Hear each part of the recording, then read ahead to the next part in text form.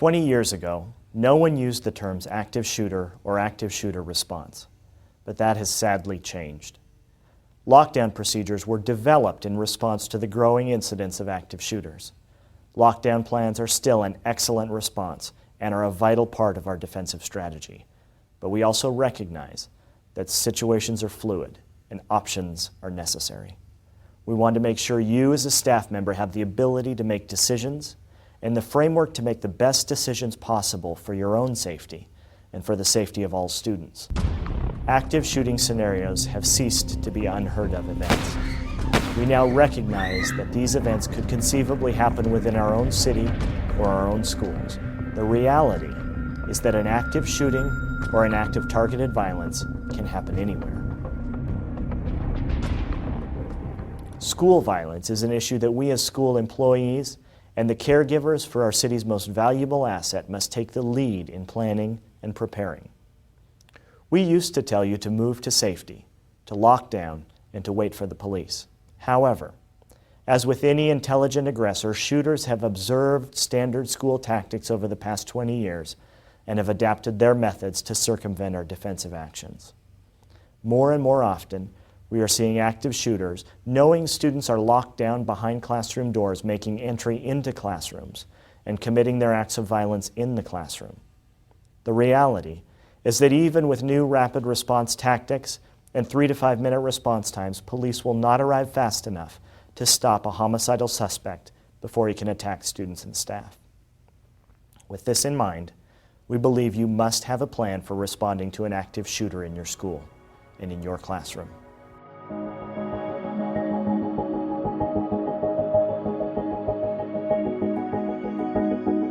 When responding to a threat of violence, the first 5 minutes are critical.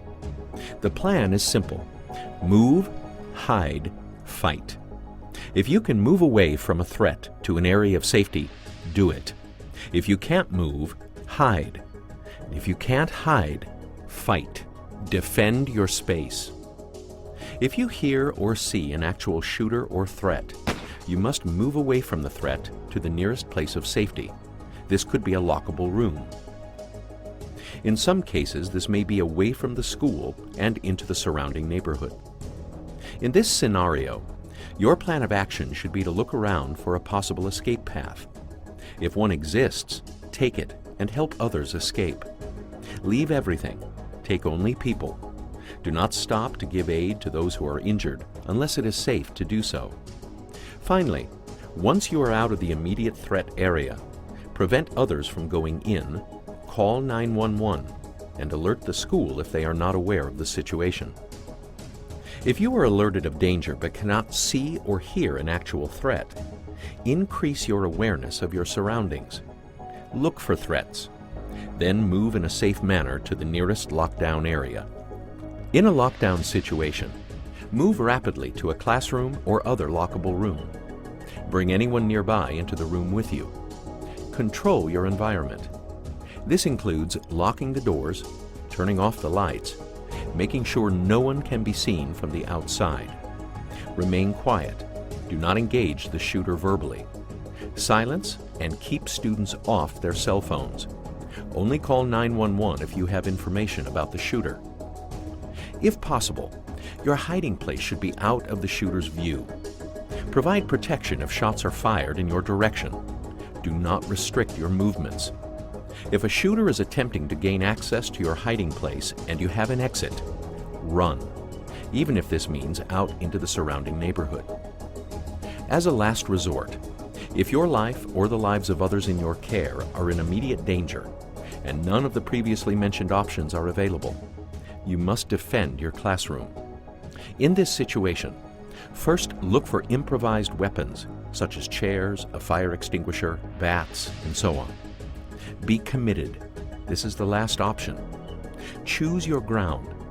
The best place to fight an armed attacker is at the doorway. The element of surprise and limited visibility play to your defensive advantage rather than his offensive momentum. Once you have a plan in place of how you will fight the attacker if they make entry, use the remaining time to barricade the doorway and look to escape. Even if you have to crawl through a broken window, You should take every opportunity to run if at all possible.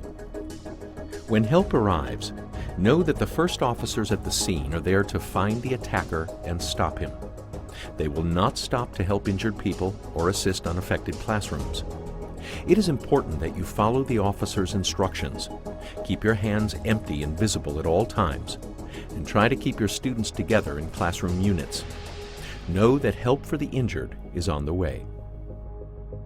We believe that your actions can and will make a difference. The Boise School District and the Boise Police Department know that these are difficult issues to discuss and work through, but we all desire the best and safest environment for our students.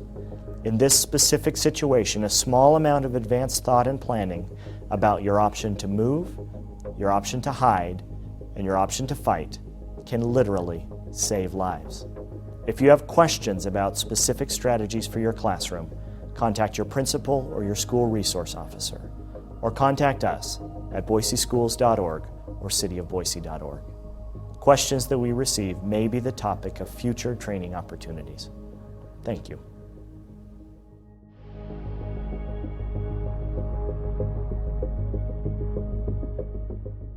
Do we take the time or not to cover classroom door windows? Decisions like that are going to depend on what you see and what you hear and what you know in the situation around you. If you have time, cover it. How do we find out more information about the threat, specifically if it is an indoor or outdoor threat? That's a good question, because without good information, you can't make good decisions. Part of our new notification protocol is to give as much information as possible, as early as possible, so that you can make the best decisions. My question is, if I don't know how to lock the door to my classroom, I do not have a locking door, or I have to step outside to lock my door. If you have questions about how to lock your door, or that you have to go into the hallway to lock your door, or your door won't lock, contact your building principal. If that doesn't resolve the issue, contact me. How do we know when the threat is over? What you can expect in an actual critical incident is law enforcement will enter the site, move to control the threat. After the threat is controlled, then they will move to each classroom individually, announce themselves, and unlock your interior door. What concerns do I need to have about decisions I make in the best interest of students that may lead to injuries or property damage in the building? The whole point of this training is to give you options in your responses to targeted violence. If what you do is reasonable given what you see and what you hear and what you know, then you've acted appropriately. What would be an adequate improvised weapon? That's a good question. An improvised weapon could be anything that would normally be in a classroom that could be brought to bear against an attacker coming through that doorway. It could very easily be a chair, scissors, hammer, baseball bat, anything that you would normally have in your classroom that could be used as a weapon. What we're not talking about is specifically bringing weapons into the classroom. Knife collections, firearms, samurai swords. We're looking at improvised weapons that would normally be in a classroom environment. The intent of this video is to provide you with response options. In response to targeted violence on your campus, you can move, you can hide, and you can fight. The questions that you've just heard from members of the Boise School District serve as a starting point. I expect that you will have questions about your own individual situation. We will answer those questions in future video training or individually. Thank you for your work.